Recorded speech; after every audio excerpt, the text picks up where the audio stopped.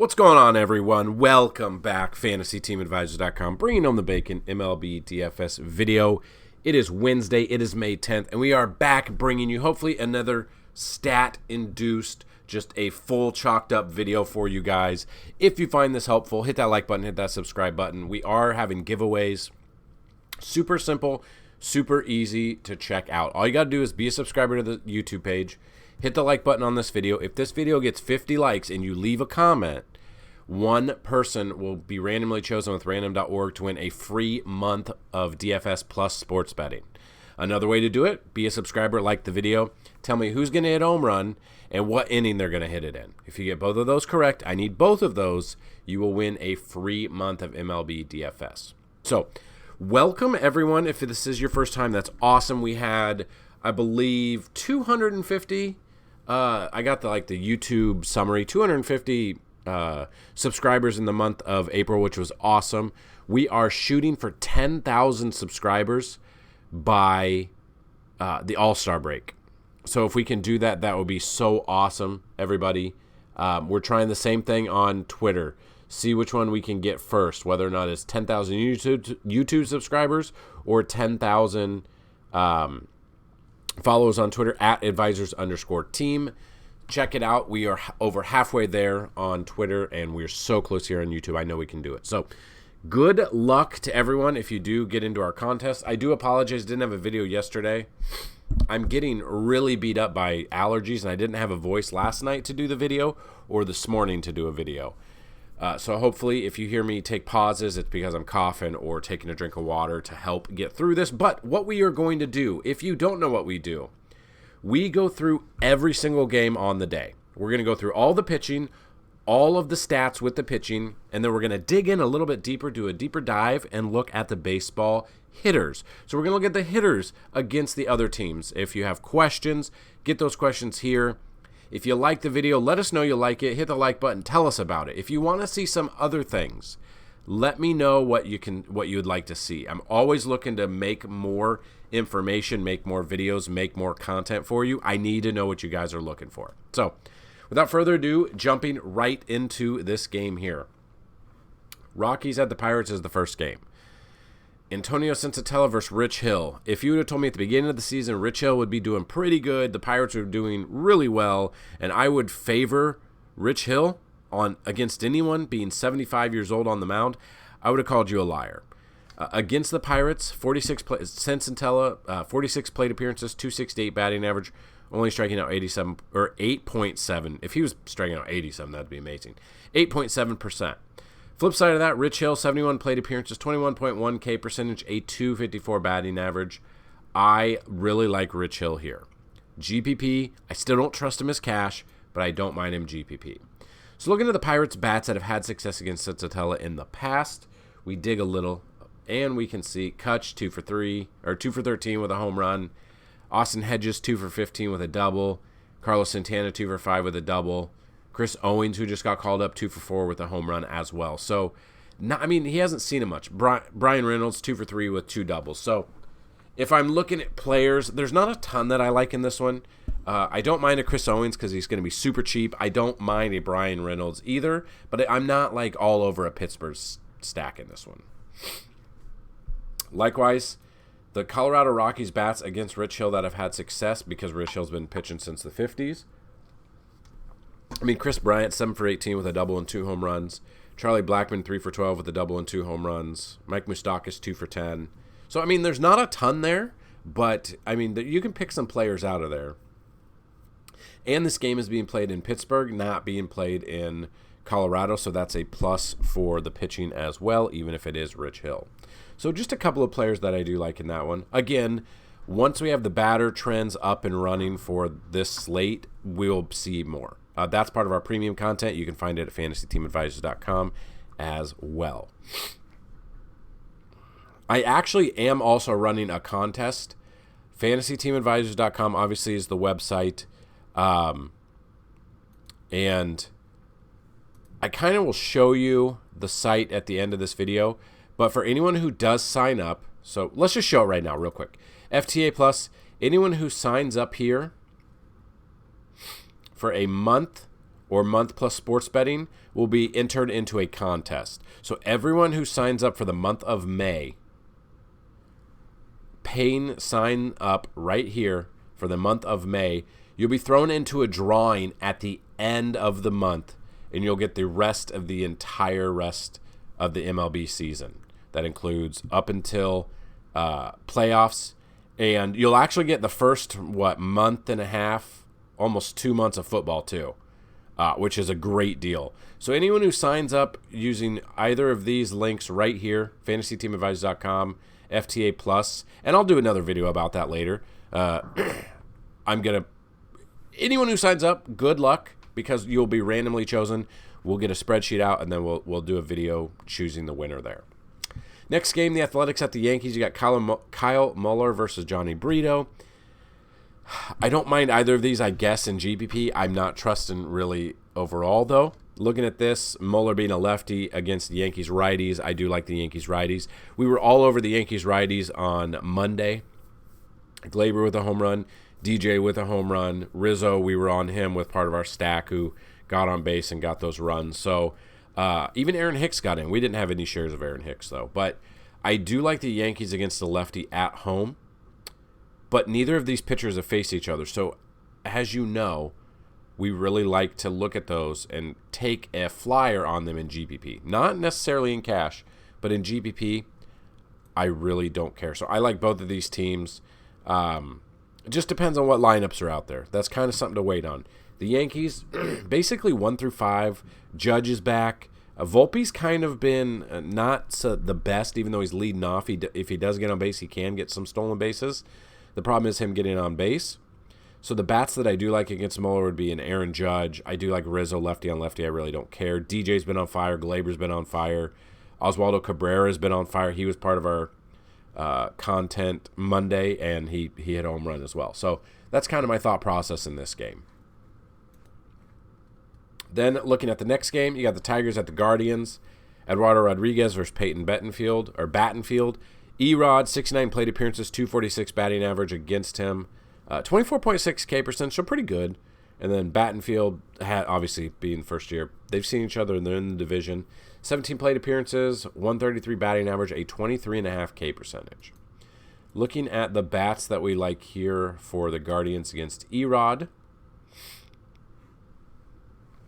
And again, I do apologize for my voice. It is a very scratchy throat. Jose Ramirez, I think pretty much any slate Jose Ramirez is in, he's in a good spot. He's a switch hitter. He's got power from both sides. He can steal the ball or steal the bases. Love him. 5 for 16 with 2 home runs, batting .313. Zunino, 4 for 14 with a double, a triple, and a home run, being a catcher, batting .286. Josh Bell, 2 for 7, more of a GPP pick. Gabriel Arias, not really a fan. Same thing with Josh Naylor. Ahmed Rosario. Andres Jimenez, 0 for 2, but if he can get on, he's got some power as well. So a couple of bats I do really like Erod, though. I would take him as pitching. If you are taking bats, maybe Zunino or Ramirez, and that's pretty much it who I like for them. And then the flip side of that, the Tigers against Battenfield, obviously 17 plate appearances isn't a lot. Basically one start. Riley Green, 1 for 3 with a home run. That was pretty much the extent of, that's why his numbers are up there. So honestly, I like both of these pitchers. I think Erod's more cash. I think Battenfield's more GPP, but I honestly like both of them. Dodgers at the Brewers. It's very rare we get to see Clayton Kershaw pitch this early in the day, and he's got great numbers against the Brewers. And he's having a career year right now. He's dominating. But he will get hurt at some point. That is the problem. Kershaw, 65 plate appearances, a 167 batting average, striking out only 46.2%. That's a high number. I really like that. And then Wade Miley, on the other hand, 108 plate appearances, giving up a 313 batting average while striking out less than 12% of those batters. I'm not looking at the Brewers at all. I'm looking at Clayton Kershaw. Absolutely love Clayton. That's why he's the picture of the video and the article today. And the article you can find down below. If you like all of this information, but it's a lot, check out the article because we have broken it down by each position and about 3 players at each position and their BVP numbers. And then with pitching, we have 5, and then with outfield, we have 5 as well. And you can find that right down in the description of this video. So the Dodgers bats against Wade Miley that have had success, which I'm not surprised about. Mookie Betts, 9 for 16. They former teammates, 4 doubles, 1 home run. You got Freeman, 6 for 20 with 3 doubles and a home run. You got Jason Hayward, 4 for 18 with a double and a triple. You got Chris Taylor, 5 for 13 with 2 doubles as well.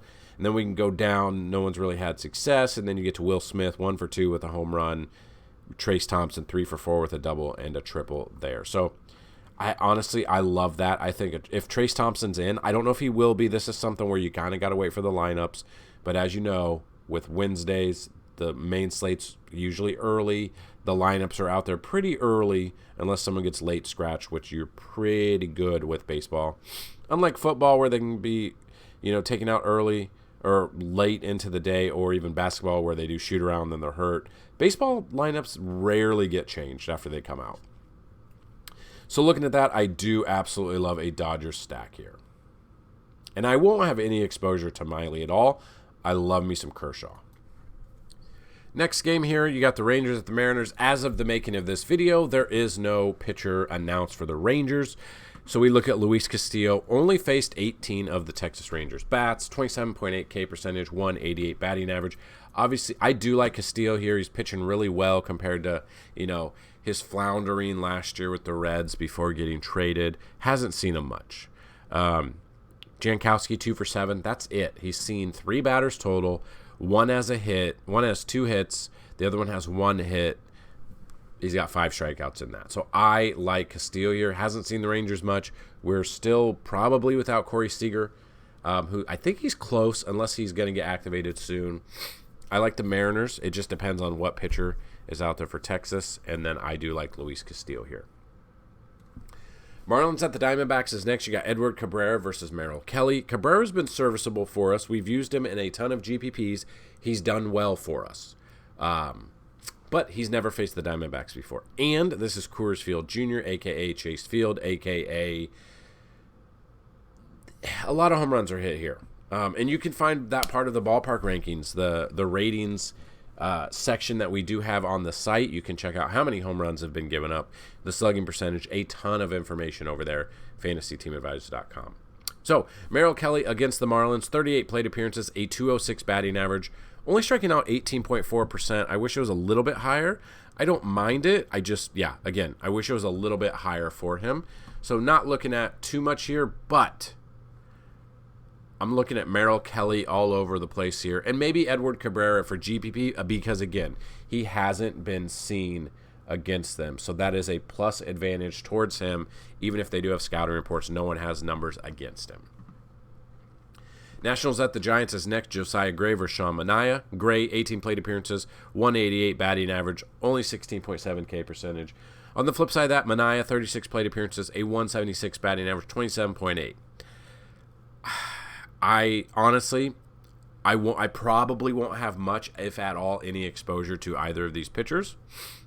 But I don't mind if you use both of them in GPP because you got to get above the field. You've got to find that edge. I won't have exposure to them, but Manaea's been not very good this season, but, still has had success against them. So if we're looking at any Washington bats against him, Candelario, 2 for 9 with a home run. Michael Chavis, 2 for 7 with a double. Yeah, Lane Thomas and Joey Meneses, 1 for 3, both of them. So not much going on. It's just, yeah. And then if we're looking at Giants bats, obviously they haven't seen him very much. Which ones we could look at? Probably Jock. Excuse me. Yeah, Tyro Estrada, 1 for 3 with a home run. Lamont Wade Jr., 1 for 2 with a home run. That's it. GPP-wise, I don't mind either of these, but that's pretty much all I'm looking for there. Moving on to this game, the Blue Jays at the Phillies. You got Kevin Gausman versus Zach Wheeler. Now, we used Gausman last week, and he didn't get what we wanted. And he's been hit kind of hard against them. 118 plate appearances against the Phillies, a 290 batting average, striking out 21.2%. Flip side of that, Zach Wheeler, 71 plate appearances, a 250 batting average, striking out 25.4%. Honestly, I like Wheeler in this one. Let's just look at the Phillies bats against them. There's just other pitchers that I think you could avoid this game, pitching wise. But I want to dig into the numbers for you. Castellanos against Gossman, 6 for 22, 2 doubles, 2 home runs, batting .273. Harper's 8 for 18 with a home run, batting .444. Trey Turner, 7 for 21 with 2 doubles. Can you name one player that's been so disappointing this year? That's another thing. Tell me a player that has disappointed you this year that you didn't think would. Now, we saw Trey Turner in the World Baseball Classic. He was on fire with home runs. We're like, oh, he's going to go number 1 overall. He's going to hit these home runs. He's going to steal bases. And he really hasn't done anything this year so far. So tell me a player that you think of when you think of disappointment so far this year. Real Muto, 2 for 14 with a home run. Kyle Schwarber's 3 for 8. All 3 hits against Manaea all 3 hits here have been home runs, which is amazing against Gossman. I'm all over a Philly stack against Gossman in this one. And then flip side of that, the Blue Jays against Zach Wheeler.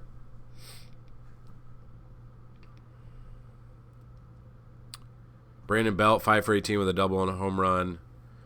Matt Chapman, 1 for 5. It's a home run. Vlad is 1 for 4 with a home run. Other than that, I mean, yeah, they're all singles. Besides Kiermaier and Brandon Belt and Vlad and Chapman. So, honestly, in this game, I like a Philly stack against Gossman. Astros at the Angels is next. You got Christian Javier versus Griffin Canning. Javier, 51 plate appearances, 114 batting average, striking out 41.2% of those batters. And then Canning, 27 plate appearances, 391. Obviously, that's not a lot. Let's look at the Angels bats that have actually had success, which aren't very many against Javier. Ohtani, 4 for 13, a triple and 2 home runs. So 3 of his 4 hits have been extra base hits. Trout's 0 for 6. Yeah, I mean, that's why the numbers are there. 308, 250, and the rest are nothing. Javier is a fantastic choice. I think he's number 2 pitcher on the slate outside of Kershaw. And then the Astros bats against Canning. So only 27 plate appearances. So not very many. But yeah, Bregman's 4 for 5 with a home run. Tucker's 2 for 6 with a home run. Those are going to pump it up there. And then 1 for 2 for Alvarez, 1 for 2 for Dubon are going to pump the numbers there. So the numbers are a little bit skewed there, but I do like an Astros stack against Canning in this one. Rays at the Orioles, next one. We don't have a pitcher for the Rays for whatever reason. Dean Kramer going for the Orioles, 43 plate appearances, 282 batting average, 11.6 K percentage. I don't trust Dean Kramer. I am looking at Tampa Bay. There's a reason. They're the best team in baseball. Yandy Diaz, 1 for 8, not much. Brandon Lowe's, 3 for 5. Rose Arena apparently is in the top 5 for MVP talks. It is early for the first month and a half, but 3 for 7 with 2 home runs. I don't mind that at all. So I would be looking at a stack here. I'd be looking at a Rose Arena. I'd be looking at Brandon Lowe, Josh Lowe. It really just depends on the lineup that's out there. I would definitely build around the top half of that lineup when it does come out. Mets at the Reds is next. You got Justin Verlander versus Hunter Green. You got Verlander, only 12 plate appearances, but he's done really well. He did give up 2 home runs to start the game in his last start, but then calmed down afterwards, which is pretty good for him, coming off of the injury that he's had. And then Hunter Green, on the other hand, 26 plate appearances, a .318 batting average, 19.2 K percentage. So looking at the Mets, I probably be not taking the Reds. I know this is in Cincinnati, so a couple of hits could be home runs, but I'm probably avoiding the Reds in this one. I'm looking at Verlander for pitching, and then the Mets bats. Mark Canha's 1 for 2 with a double. Brandon Nimmo's 2 for 3 with a home run. Lindor is 1 for 2 with a home run. Jeff McNeil's 2 for 3. So absolutely looking at a Mets stack here. Red Sox at the Braves is next. Brian Bello versus to be announced. There's nothing I like in this one right now. I would be looking at Atlanta bats against Bello. And it really depends on who's out there. Riley, probably Albies. It just really depends. No one's faced him before, but I'm looking at Acuna. Just the top 4 of the Braves bats I like, and then if you can find some lefties. So Matt Olson as well. So I don't mind a Brave stack. I'm not looking at the Red Sox at the moment because we don't know who the pitcher is, but once the batter trends come out and we see what pitcher comes out, then we can see the numbers against them. Cardinals at the Cubs is next. Jordan Montgomery versus Justin Steele, battle of the lefties. Montgomery, 98 plate appearances, a .222 batting average against him. Only 18.4K percentage. Not really a known strikeout pitcher, but he can get the job done. But the problem is this is in Wrigley. This is something to pay attention to. The wind, the weather, Wrigley. Yeah. And then on the flip side, Justin Steele, 35 plate appearances, 355 batting average, only 11.4K percentage. So if we're looking at bats here, what Cubs bats do we like against Montgomery? Trey Mancini, obviously, has seen him 36 times because he was with Montgomery was with the Yankees and Mancini was with the Orioles, so they played a bunch of times. 11 for 32 with a home run. That's 344 batting average. Don't mind that. Dansby, 2 for 8 with a home run. Chris Morel, who just got called up, 1 hit out of 7 at-bats. That is a double. Cody Bellinger, 1 for 2 with a double. So those are the extra base hits. But, yeah, it just really depends on what Cubs lineup comes out there. Then the Cardinals that have had success against Justin Steele. Goldie, 3 for 7 with a home run. Edman, 3 for 5. Arenado, 2 for 6. He is day-to-day. Trace Barria, 2 for 4. Wilson Contreras has never faced them before, but he was his catcher last year. Whether or not you want to use that knowledge and Wilson can use that knowledge to help him, maybe he can figure out what pitches he might throw and he knows what to look at when he's getting pitched to, that could be an advantage there. So I don't mind a Wilson Contreras there either.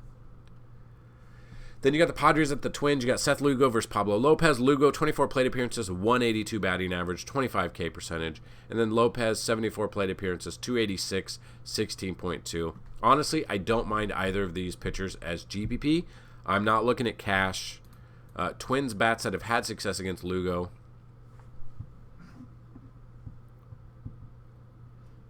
Taylor, 1 for 9, not much. Christian Vasquez, 1 for 2, 1 for 3. I mean, these are skewed. Vasquez is 1 for 2 with a home run, and that's it. I mean, no other extra base hit. So I really do. I mean, probably not looking at the Twins. And then the Padres against Pablo Lopez.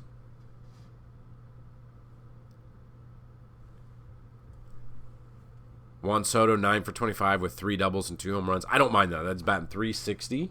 That's fantastic for him. Batting 360 there.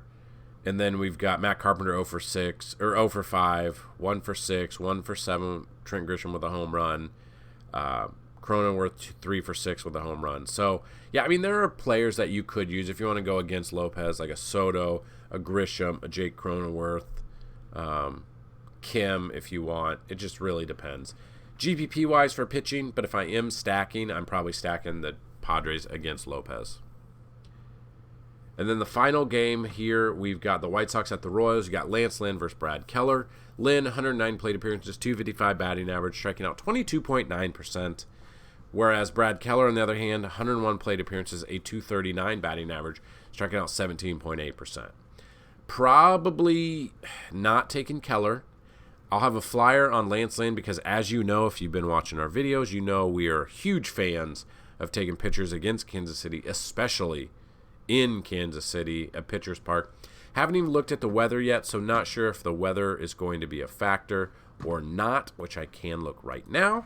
But all of these plays have been due to no weather concerns. So looking at the weather, we can kind of see what might be on the horizon here. But yeah, if we are looking at, for whatever reason, if we aren't taking Lance Lynn and we are looking for the Royals bats, the ones that have had success, Sal Perez, 7 for 23 with a double and 2 home runs, batting 304. JBJ, if he gets the start, if he's even playing, 4 for 9 with a double and 2 home runs. Nick Pratto, 4 for 8 with a double and a home run. Bobby Witt Jr., 3 for 9 with 2 home runs. Vinny Pasquantino, 1 for 6 with a home run as well. So, I mean, not a lot, but there are some if you aren't going with Lance Lynn. And then on the flip side, the White Sox bats against Keller. And there are, as of now, there are no weather concerns. Obviously, that can change depending, so definitely pay attention when building your lineups. Tim Anderson, 9 for 36 with a double and a home run. Yaz, 1 for 12 with a home run. Andrew Vaughn, 6 for 16 with a triple. That's 375. Elvis Andrus, 2 for 6. So not much else. There are just other options out there that, you know, Gavin Sheets also has a home run. There's just so many games today, and there's just other options that you can pick when building your lineups. So that is it. I know it's a little bit longer video than you might be used to, but we try to pack as much information as we can in less than 30 minutes. We've got a ton of information we went over, pitchers, batters. If you want to see even more, go to FantasyTeamAdvisors.com. Don't forget, we do have 3 ways to win contests. One is like the video, be a subscriber, and leave us a comment, anything positive. And if this video gets 50 likes, one person will win a free 1 month of MLB DFS plus sports betting content. If you want to play the other one, it's like video, subscribe, and tell us who's going to hit home run and what inning they're going to hit it in. Get both of those correct, and you will win a free month of MLB DFS content. And the final one, go to FantasyTeamAdvisors.com, sign up with the FTA Plus tab, either a month or a month plus sports betting, or even a lifetime pass. You guys will be entered into a contest. At the end of the month, on June 1st, we'll have anyone who signed up in May will be in the running for the rest of the MLB season and the first,